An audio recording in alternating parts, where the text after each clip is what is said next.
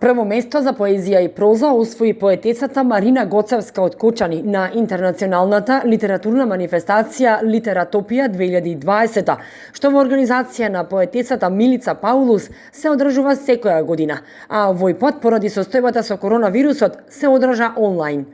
Гоцевска е изненадена, но воедно и презадоволна од својот успех и од освоеното прво место, кое не е ниту прва, ниту пак последна награда досега која ги добивала за своите литературни творби.